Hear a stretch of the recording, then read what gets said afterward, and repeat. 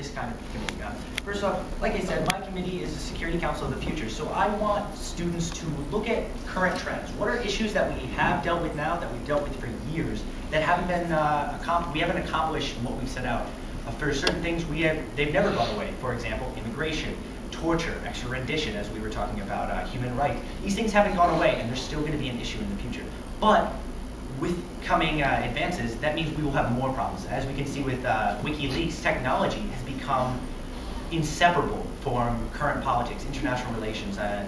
While I think a lot of us aren't really surprised by what's being revealed in WikiLeaks, it is having an effect on the environment and the playing field for international relations. So these are the kind of things I'm going to want students to be looking at, dealing with. Also, like I was saying with technology, looking at how technology affects how we interact with other people, what medical trends are coming in to make people change how they expect to live, how long they expect to live, things of this nature. So if I could just give you an example, in my committee, I'm going to expect a little bit different. Normally in a Model UN conference, you're looking to work a resolution. While I'll have a resolution in my committee and I'm expecting students to work for a progressive resolution to deal with the problems presented with them, I'm also going to have 3 different style directives that they can release. Either individually, as a group of nations, more than 2 obviously, making a group, or as a collective body. And those would be an action order, a communique, or a press release. And the differences are, an action order would be something that the committee or the individual or the group of nation wants to get across, such as, and I'll read you an example, directed Allied forces to invade Normandy, France on June the 6th. Paratroopers shall be dropped behind enemy lines on June the 4th. Landing shall take place at Utah, Omaha, Golden, Juneau, and Sword Beaches. Yours truly, the Allies.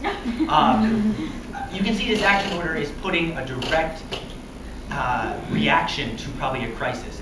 For my Futuristic Security Council, I'm going to give crises, with collaboration of my dais, to test the delegates' skills, test their knowledge of current contemporary, and then futuristic international problems. But also, I want innovation. Above all things, I do not want to hear the rehashed solutions, the same things kids have said multiple times. So you can kind of see how I'm going with that. Further, the communique is something I want. It's basically a note I'm expecting between the individual and then the dais. As the dais, I'm going to represent maybe your home government. As a delegate, you both have a lot of leeway in the sense that you're trying to accomplish something, trying to act independently, but you have to work back to your home government. Your home government is the one giving you these actions. If I could actually specifically from in the Futuristic Security Council, this was my directive that I was given early on. And I'll just read this really quickly. Once again, this is from me on Mars, so bear with me. You've been ordered to maintain the following positions. Support all U.S. positions. Support official state relations between the regions and their home governments or home planets.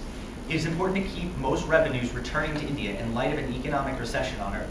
Your residents are currently not satisfied with wages or access to food and water supplies, as revenues are being reinvested into the fledgling mining industry. To give a little context, the reason most people tried to colonize Mars was because of the vast amount of mineral resources. Further, oppose a military ban on forces on Mars. We've not revealed our military assets, but we need to express concern about the potential security risks of maintaining undisclosed weapon caches. And oppose unrestricted immigration to Mars, and support new population caps for each reason.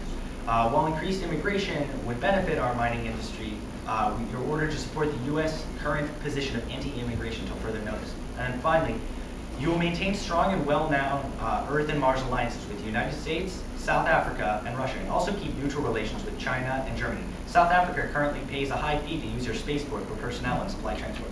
You can kind of see how some of this information is very particular to the individual nation and serves to be an advantage. I particularly, while in committee, a delegate wanted to use my spaceport. He was South Africa and had to use it, and we actually had to hash out a deal which would be released in an action order between the 2 of us, and then to disseminate this information to the rest of the body, we use, and this is the 3rd directive, a press release. The press release is kind of just a way to inform the body what you're doing without using a formal speech and to kind of give an idea of what other delegates are doing. So, let's see, what else do I have to answer? I'm just looking. Oh, for research. Research. I want delegates to kind of, if I haven't already made this clear, research current trends, current issues in international relations, and what they feel their country will deal with this in the future. What are the aspirations of your nation? Obviously, everyone says that China is the sleeping giant, but what are the aspirations of the Chinese people? Where is it going? Are they realistic aspirations? This is what I'm going to encourage delegates to focus on. It's a very holistic way of looking at it, and I don't want this to be daunting to delegates, but I do want them to understand that nothing happens in a vacuum in international relations. Nothing happens of its own. Each action has a reaction that ripples throughout the international community. Further, let's see, the flow of committee. Like I said, I'm going to introduce the topic to everyone. Before delegates get into this simulation, I am going to establish a timeline with my dais, and I'm also going to give more individualized packets for individual delegates, individual countries. That way they know kind of where they're expected to work toward, but then also when they submit to me their position papers, I'll be able to know what they want to focus on. Further, I do want technology to be a crux of your research. Understanding that technology, this isn't the age of our parents, and nor was it the age of their parents. It's only getting faster. Time is subjected in this relationship as communications happen faster. Whereas 50 to 100 years ago, a diplomatic note between nations would take days, if not weeks, to get between nations. Developments would occur. Now, as we can see with the internet and the advent of instantaneous communication, things are happening faster. We have to deal with them. We have to deal with emergencies, insurrection, all this so fast that we often don't have a time to actually anticipate and try and be preemptive rather than reactionary. And that's kind of what I really want my committee to do. I want it to be preemptive because we are working in the current context, working toward a future. So realize I will be very loose with, I want innovation. I want kids to come with me, think outside the box. There's no such thing as a bad idea in this relationship. And I also want students to be realistic. So with that, I think I've covered everything. So thank you.